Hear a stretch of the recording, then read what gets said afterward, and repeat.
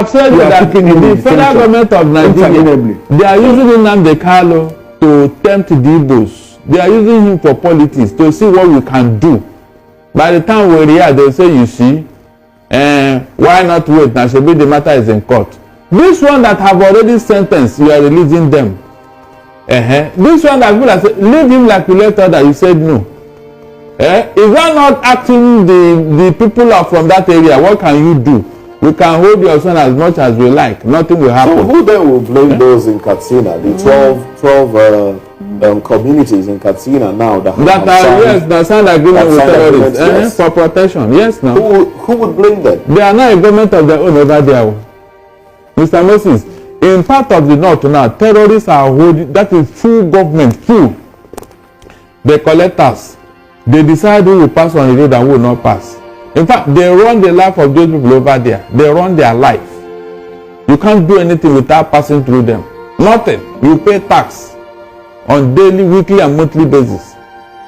And government just look the other side. In Nigeria. In Nigeria. But tell me, if IPOB have gone this far in infamy, mention any place in the whole of Southeast where IPOB is behaving like this. No place. But they will call them name in order to hang them. Look at what is going on in Nigeria. We are reforming. We are reforming Nigeria. Nigeria should be getting better instead of getting worse. We are reforming Nigeria. Salam.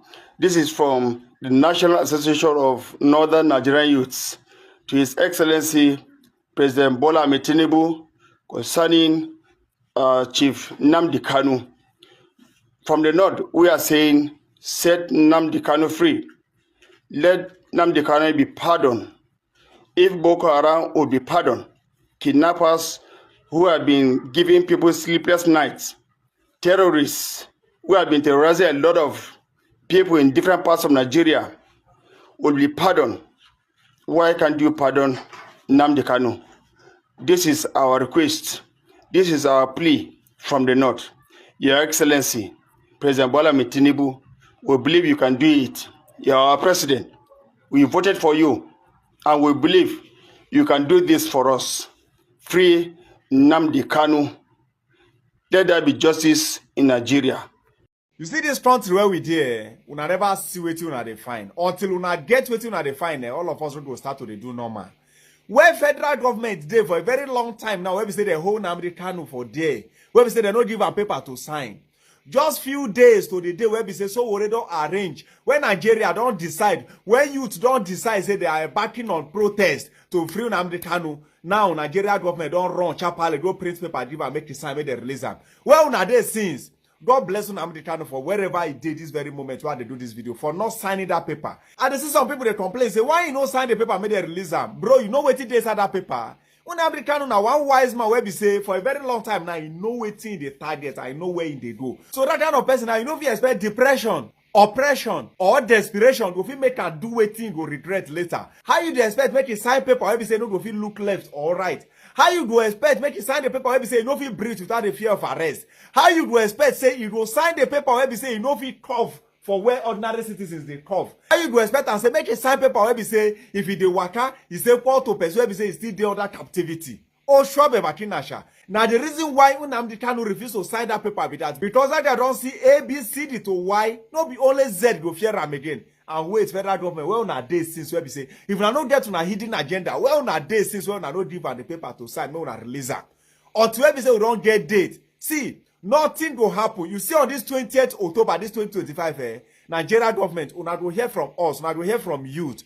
We are nobody, but we are citizens. We go let una know, say the power where una they use, we gotta join the people where we say give una the power. Now let's forget about Nnamdi Kanu and the paper, whether I sign or not. More forget about that one. More talk about Tinubu. Yesterday na Tinubu birthday, and what did Tinubu get to do? Now to do print Bible, 1 million Bible made a share for Nigeria. Hunger they buy people, terrorists they buy people. You don't buy Bible, come make we give people. What the Bible want to do for inside this matter? What the Bible won't do for inside amnesty, we want to give people where the power soldiers, where the power security personnel, where the power citizens.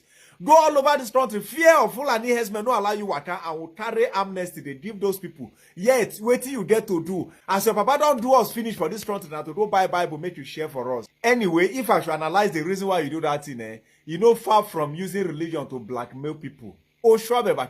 Now, because all of them know, say this Nnamdi Kanu protest, where would they plan, now Igbo guys be the major people where they behind them. And now Igbo people be the major people where we say this thing they affect. And when I know, say, Igbo people are dominated with Christian. So that is why I do print Bible, make it be like, say, unionism. It will be like, say, no discrimination and all of that. If not, Tinubu, you'll be Muslim. Wait to consign Bible. Why you not go buy Quran, make you share for us, we'll be Muslim? For us to believe, say, yes, we are doing this thing out of generosity and humanity. Then you forgo buy Quran, come share for us, we'll be Muslim. Then we for know, say, yes, this thing where you do, now based on humanity and not personal interest. Now not be use religion and emotion to control this situation. The thing is say, your papa don't overdo, your papa government don't overdo. So there is nothing you can use Bible to bribe the Easterners, because now no saying a Christian dominate the Easterners. So by the time I share Bible, now they go feel like, they get love now. The love is everywhere. His father is a Muslim. Himself is a Muslim. And yet, he buy Bible to come and share for us. There is unity in the land. There is no unity. Don't use religion to blackmail anybody. Don't use religion to control this damage where we say your papa don't cause for us. Look at the high rate of everything. Now, when I see the analysis, when I see the craziest thing where these people they do. Back in the days, before this APC government can't take over, how much would they buy bag of rice? So they buy bag of rice for 9,000 naira. During the government of APC, bag of rice rise as high as 150,000 naira per bag. Now, what did they happen? As I don't do a damage control reach, when I carry the price come back to 100,000 naira to 80,000 naira, so that we will feel like, say, I don't reduce the price of commodities in the market. Oh, Schwabe. Now, person no day alive. Back in the days where we say PDP the rule, where price of things they normal. Now you go appreciate say now price of things don't they come down. For us where we say we don't see A, B, C, D to Y, no be the Z to hard us again.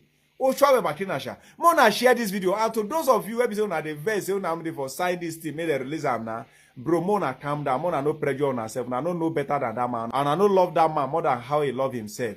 For us where we say we they analyze, we they see things how they happen. We know the game where they play. They won't condition the guy into situation where we say no fit turn neck. But that guy wise past them. You don't get anything where we say no get end. Make a let them know one thing, they one secret about life. The darkest hour of the night, that is when the day will begin to break. So by the time you are in the middle of the dark, just know say the next thing where you go step into now daybreak. So at any point of time where everything don't show you, just know say now calm down, it will calm down. So no be now where we say tension don't they high. When I can't give Nnamdi Kanu paper, make it sign. Where we say it will just be like person sign death warrant. Oh, sure, but I'm gonna share this video and how it be for your mind. Talking for comment section, make all of us they do. As the video they trend, they go. All of them say that they see them, that they feel the heat, and we will continue to give them until on 20th of October 2025, where we shall march to Aso Rock, free Nnamdi Kanu. Mona the comment under the comment section. Mona the hashtag. Oh, sure. Important message to you this morning regarding our dear brother, the alpha male himself, Nnamdi Kanu. On that note, I'll turn over to Mr. Showore. Thank you. Let me greet everybody in the digital way of greeting Igbo. Cha cha cha cha cha Igbo Queen. Cha cha cha cha cha Igbo Queen. Question.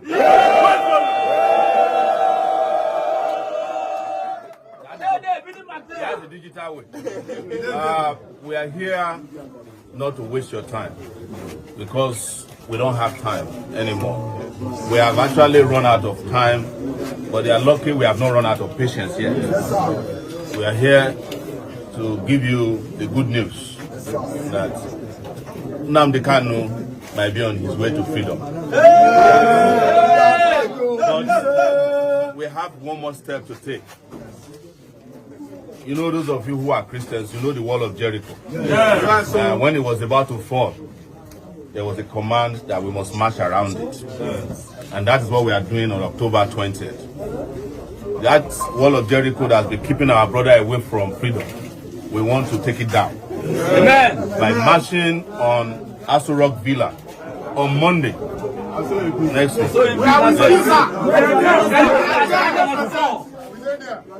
We have decided that nothing will stop us on that day. And what we are doing today is a mobilization and awareness and conscientization for that day. And we are here to plead with you to come with us. We are here to plead with you to take a break on Monday, even for a few hours, to join us so that we can have the mass movement.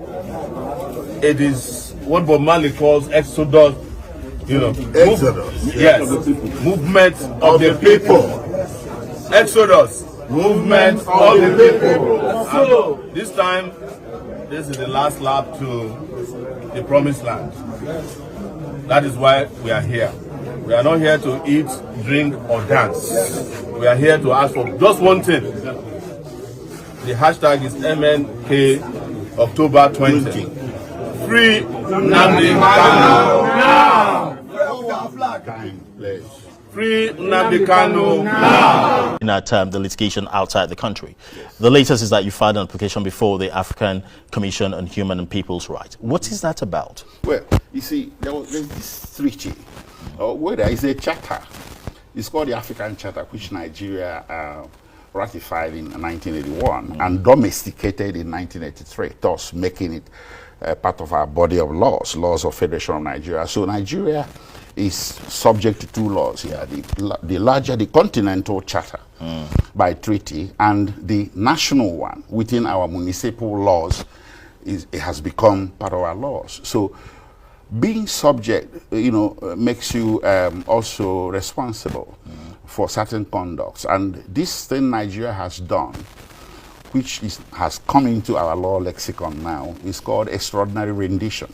It wasn't very familiar to the people of the country. That's why they mistook it as an extradition or arrest. And I said, no, it's not. It's a misconduct. It's considered some sort of a crime by a state against a suspect that is not supposed to happen. So the charter, the African Charter, legislated on it and prohibited it clearly, that extraordinary rendition is hereby prohibited. Even when you are pursuing terrorists cross-border, you are supposed to subject them to due process once you catch them.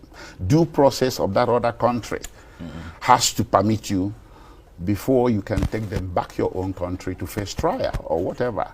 You just don't go across the border or breach territorial integrity of another nation in pursuit of a suspect, grab the suspect and transfer to your jurisdiction without due process of law. That is wrong in international law. It's wrong within the parameters of the African Charter. It's wrong within the parameters of Nigerian law. So my brief is to bring Nigeria to account. And bringing Nigeria to account includes challenging the territorial jurisdiction of a nation that committed such serious and reprehensible conduct. There are countervailing measures, and I have laid everything before the Commission, and I expect to prevail. What likely remedies do you expect to come out of that Commission? There are four that are clear, legislated on. I'm not making it up. First one is called restitution. In common parlance, you can say restoration. So if you rendition somebody, you got to restore him to the state of being before you rendition him. The state of being of Nnamdi Kanu was that he was duly admitted into Kenya on 5th May on a British passport. So the rendition sort of upset the apple cart. One of the remedies, of course, as I mentioned, you restore him to either Kenya or Britain. That was the country or the passport with which he traveled. The second one is what they call satisfaction. The other one is compensation. Monetary is huge. It can be in the hundreds of millions of any local currency. And the other one is guarantee of future good behavior, so that when you encounter the suspect again, you respect yourself and respect him as well, and do whatever I want to do through due process. So I have asked the Commission to give to my client the remedies to which he's entitled. And the most important one is that he has to be restored back to the status that he was before he was rendition. I'm going to insist on that.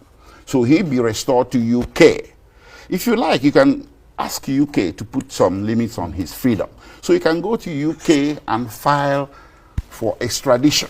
Nigeria has an extradition agreement or some understanding with United Kingdom. Nigeria has a legal standing to approach a UK court to extradite. That's a mutual legal assistance. Yes, something like that. Treaty, within the Commonwealth, we have our own and they have their own. So you work within the purview of the black letter law on point and get your suspect to be in your jurisdiction.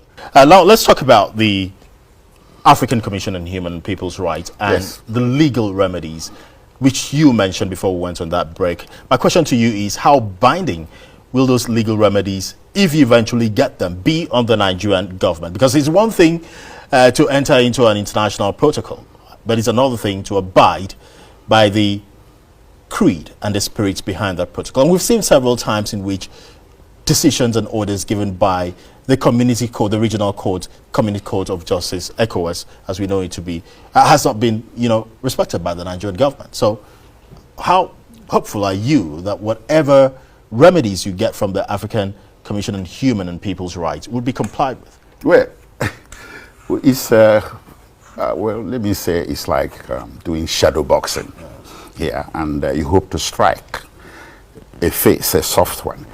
Nigeria has quite a reputation for disobeying court orders, not only continental ones, but national ones. But you got to keep pushing. A lawyer, as a good lawyer should, go for the remedies to which his client is entitled. If you keep considering the other ones, the negativities of all these things you just reeled out, you will never take a step. So I'm hoping Nigeria would respect itself and respect the continent of Africa, the commission that it helped to set up, and obey any decisions that will be emanating from that commission. So I'm not discouraged. I can only say this, that it's the chances of Nigeria obeying that remain the same as the chances of Nigeria obeying orders issuing from its own national courts.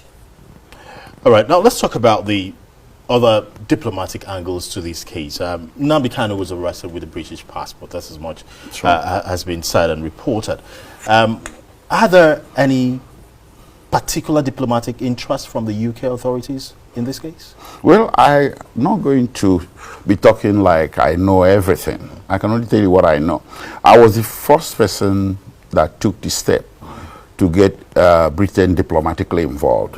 He was arraigned on 29 June. The very next day, I wrote a letter to the High Commission. And they replied me that they needed him to sign off on some forms before they can activate what is commonly known as consular assistance. I wasn't successful in getting him to endorse those forms. Well, I think it had something to do with legalities at the DSS office. Initially, they were amenable, but suddenly someone said, oh, maybe we need to run this by our legal unit. They did, and guess what? A few days later, they called me to come back to get the forms that they wouldn't let him sign the forms. I already made this discussion before. The form was dropped with them?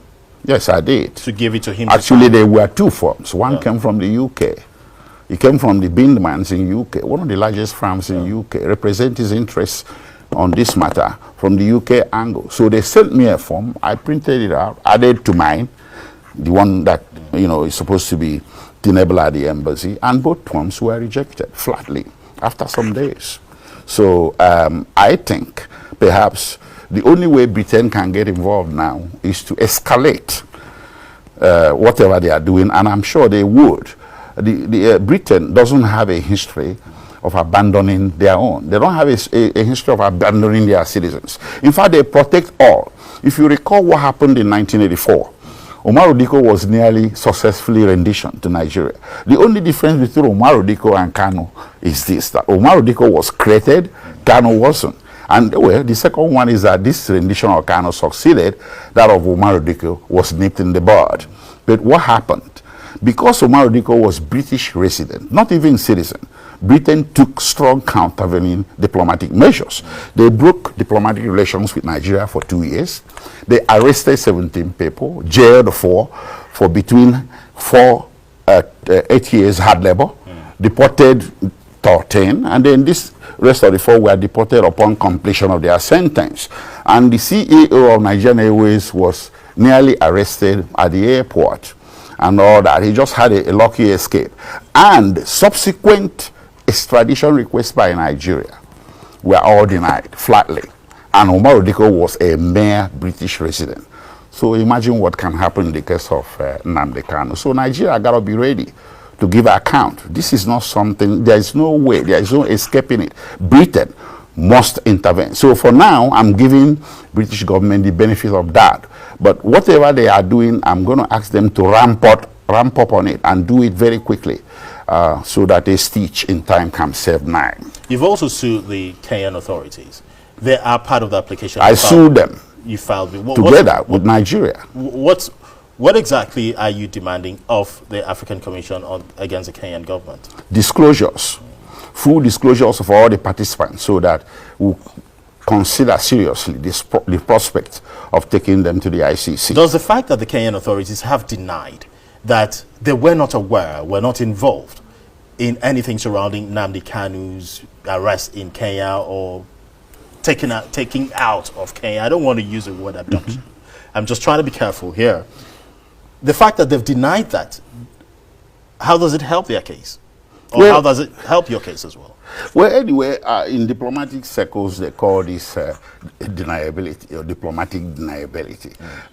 Someone might also say that Kenya is suddenly having an attack of conscience. But it challenges credulity that a nation like Kenya will just be there and a bunch of rogues will come into Kenya and grab such a personality like Kanu under its nose without Kenya knowing about it. But if Kenya succeeds in exculpating itself from this, it becomes much more serious for Nigeria, because what it then means is that Nigeria brazenly breached the territorial integrity of Kenya, went in there and committed this horrendous crime. The case before the Nigerian court has been adjourned till October. Yes. And there are speculations that it appears that the Nigerian government is not really ready to proceed with this particular case, probably, buying time to keep him in detention for as long as possible. If that happens, what are the next steps? Well, it offends the conscience of society when government begins to look like it's trying to exact punishment before conviction. It happened before. When Kanu was arrested initially in October 2015, he was in detention for 18 months, if you recall. Yeah. So they exacted a lot of jail time out of him without taking the case to trial. It looks like it's about to play out again. But you see, there are things we can do, options, legal options we can pursue.